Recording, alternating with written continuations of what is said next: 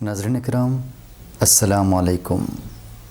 آج علامہ اقبال کی جس نظم کی تشریح کریں گے اس نظم کا عنوان ہے آفتاب، اور یہ بانگ درا کی 17ویں نظم ہے اور یہ گایتری کا ترجمہ ہے۔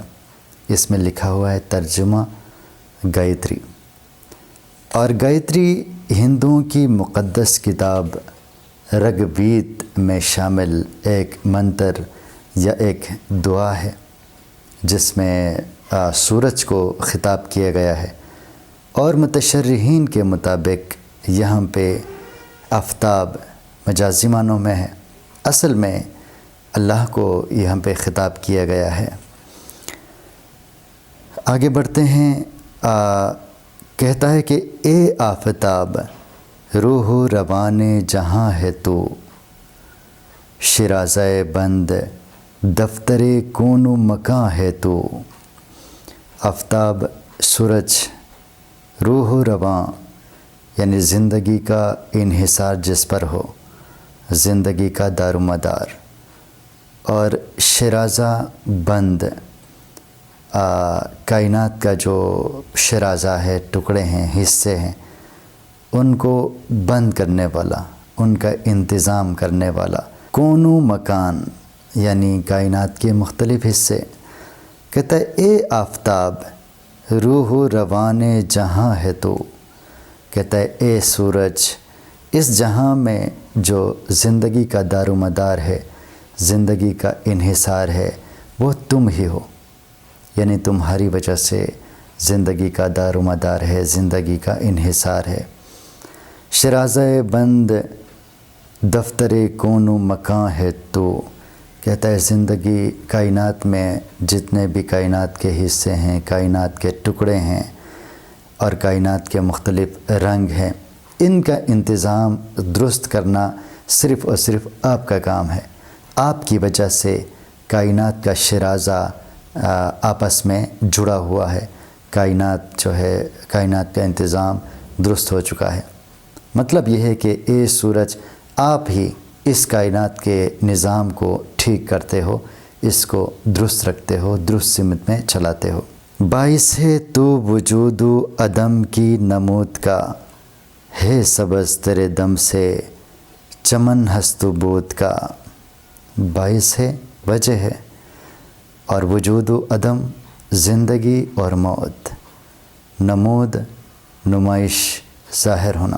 ہے سبز تیرے دم سے چمن ہست و بود کا، ہست و بود کا مطلب کائنات، دنیا۔ کہتا ہے باعث ہے تو وجود و عدم کی نمود کا، اس کائنات میں جو حیات و ممات کی جو زندگی ہے، کوئی چیز فنا ہو جاتی ہے، کوئی چیز پیدا ہو جاتی ہے، اس کی وجہ اے سورج تم ہی ہو۔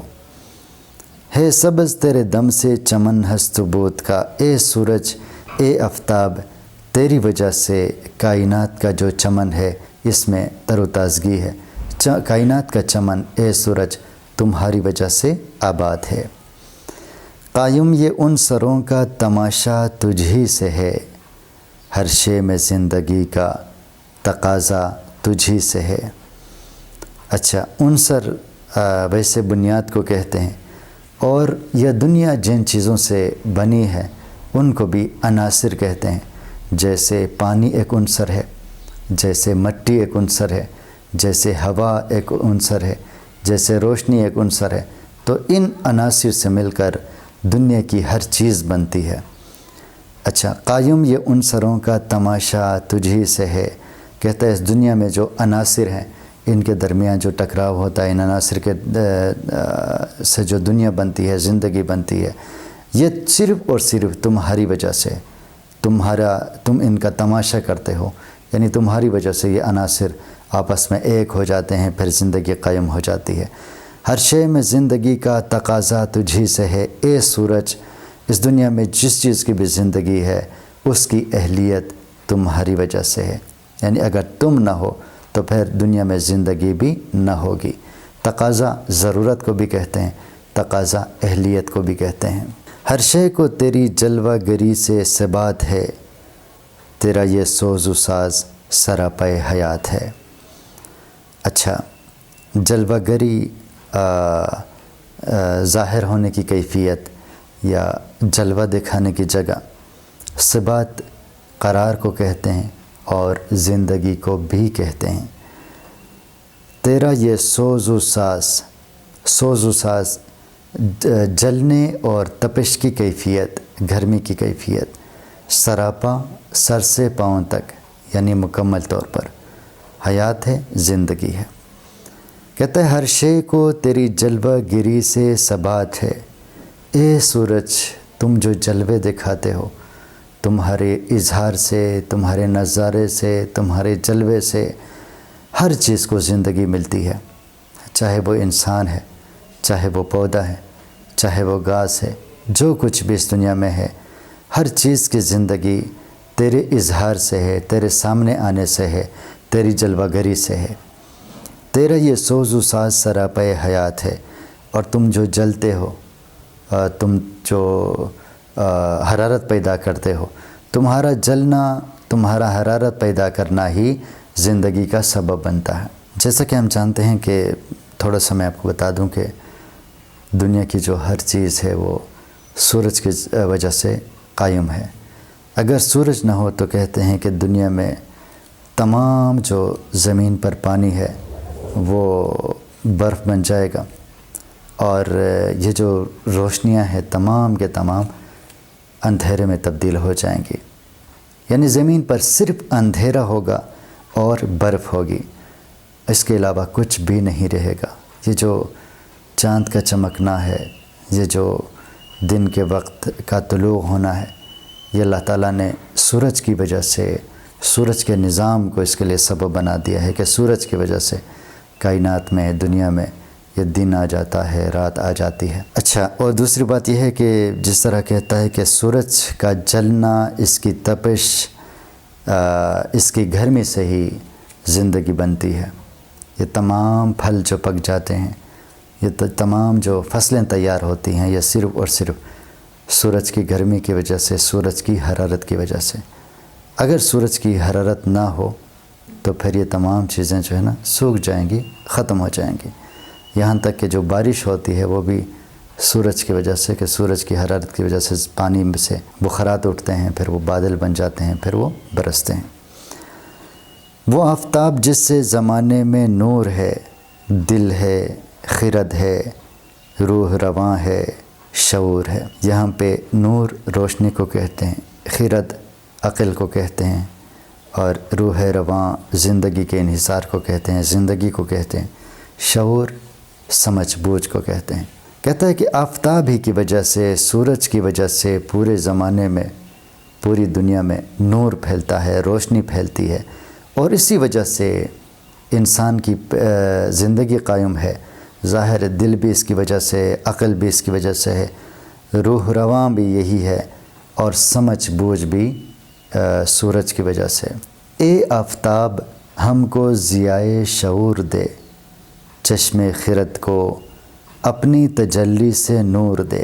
جس طرح شروع میں نے آپ کو یہ بتایا کہ یہ ہندوؤں کی جو مقدس کتاب ہے رگ وید، اس کی ایک دعا ہے یا اس کا ایک منتر ہے، تو مجازی معنوں میں سورج کو خطاب کیا گیا ہے، لیکن اس سے مراد اللہ تعالیٰ ہے۔ تو کہتا ہے اے آفتاب ہم کو ضیائے شعور دے، کہتا ہے اے سورج تم تو روشنی سے بھرپور ہو، اسی لیے ہمیں سمجھ بوجھ کی روشنی عطا کر۔ ضیاء روشنی کو کہتے ہیں، شعور سمجھ بوجھ کو کہتے ہیں۔ چشم خرد کو اپنی تجلی سے نور دے، کہتا ہے عقل مندی کی جو آنکھ ہے، چشم خرد عقل مندی کی آنکھ کو اپنی تجلی سے، اپنے جلوے سے، اپنی روشنی سے نور عطا کر۔ کہتا ہے جو عقل مند آنکھیں ہیں ان کو آپ اپنی تجلی سے، اپنے جلوے سے نور عطا کریں، تاکہ یہ چشم بصیرت بن جائے، حقیقت دیکھنے والی آنکھ بن جائے۔ ہے محفل وجود کا سامان تراز تو، محفل وجود یعنی زندگی کی محفل، کائنات کی محفل، سامان تراز انتظام کرنے والا، سامان دینے والا۔ کہتا ہے کہ کائنات کی جو محفل ہے اس کا انتظام کرنے والا اے سورج تم ہو، یزدان ساکنان نشیب و فراز تو۔ یزدان اچھائیوں کے خدا کو کہتے ہیں، ساکنان رہنے والے، نشیب و فراز یعنی عروج و زوال، پست و بلند۔ کہتا ہے کہ جو نشیب و فراز میں جو لوگ رہتے ہیں ان کا خدا تم ہی ہو، ان کو مختلف اشیاء تم ہی فراہم کرتے ہو۔ اگر ہم اس کو مجازی معنوں میں دیکھیں تو یہی کہتا ہے کہ دنیا میں جو نشیب ہیں، فراز ہیں، مختلف علاقے ہیں، ان میں رہنے والے جو لوگ ہیں ان کے لیے خوراک کا بندوبست ظاہر سورج کی وجہ سے ہو جاتا ہے۔ کرتا تو اللہ تعالیٰ ہے، لیکن کوئی نہ کوئی سبب اللہ تعالیٰ بنا لیتا ہے۔ وہ فصلیں جو بوتے ہیں، سبزیاں کاشت کرتے ہیں، درخت اگتے ہیں اور پھل پیدا ہوتے ہیں، یہ تمام چیزیں جو ہیں سورج کی روشنی کی وجہ سے ممکن ہے۔ تیرا کمال ہستی ہر جاندار میں، تیری نمود سلسلہ کوہسار میں۔ کمال ہستی زندگی کی مہارت، زندگی کا کمال ہر جاندار میں، ہر زندگی رکھنے والی روح میں۔ کہتا ہے زندگی کے جو کمالات ہیں، زندگی گزارنے کے جو کمالات ہیں وہ ہر جاندار میں، ہر روح میں اے سورج تمہاری وجہ سے ہیں۔ تیری نمود، تیرا ظاہر ہونا، تیری نمائش سلسلہ کوہسار میں، پہاڑوں کی قطار میں۔ اور جب ہم پہاڑوں کے قطار کو دیکھتے ہیں، پہاڑوں کے سلسلے کو دیکھتے ہیں تو وہاں بھی تم مظہر ہو، وہاں بھی تمہاری نمائش موجود ہے، وہاں بھی تم نظر آتے ہو۔ ہر چیز کی حیات کا پروردگار تو، اے سورج ہر چیز کی زندگی کو بنانے والے تم ہو۔ زائدگان نور کا ہے تاجدار تو۔ زائدگان نور یعنی نور سے پیدا ہونے والی چیزیں، تاجدار بادشاہ۔ کہتا ہے اے سورج روشنی سے جتنی بھی چیزیں جنم لیتی ہیں، جتنی بھی چیزیں پیدا ہوتی ہیں، ان کا بادشاہ تم ہو۔ اسی طرح اور بھی چیزیں جن میں روشنی ہے وہ صرف اور صرف سورج کی وجہ سے۔ اسی لیے کہتا ہے کہ نور سے، روشنی سے جتنی بھی چیزیں پیدا ہوئی ہیں ان کے پروردگار، ان کے تاجدار تم ہی ہو۔ نہ ابتدا کوئی نہ کوئی انتہا تیری، آزاد قید اول و آخر ضیاء تیری۔ ضیاء روشنی۔ کہتا ہے کہ اے سورج نہ تمہاری کوئی ابتدا ہے اور نہ کوئی تمہاری انتہا ہے، نہ تمہاری ابتدا کے بارے میں کوئی جانتا ہے اور نہ تیری انتہا کے بارے میں کسی کو خبر ہے۔ اور کہتا ہے کہ اول و آخر کی قید سے تم آزاد ہو، یعنی جس کی پیدائش کا پتہ ہو، جس کی موت کا پتہ ہو تو وہ اول اور آخر کی قید میں ہے۔ اگر ان چیزوں کا پتہ نہ ہو تو پھر تو وہ اول و آخر سے بالکل آزاد ہے۔ نہ اس کی پیدائش کا پتہ ہے کہ کب یہ جنم لیا، اور نہ اس کا اختتام کا پتہ ہوگا کہ یہ کب ختم ہوگا۔ کوئی تاریخ مقرر نہیں ہے۔ انسان تو چلو ایک خاص عمر ہے، 60 70 سال، 80 سال، 100 سال، پھر تو پتہ ہے سب کو چلا جائے گا۔ اسی طرح دیگر چیزیں ان کے بارے میں پتہ ہوتا ہے کہ اس کی پیدائش کیا ہے اور اس کی موت کتنے عرصے بعد ہوگی، لیکن سورج کے بارے میں کسی کو بھی نہیں پتہ۔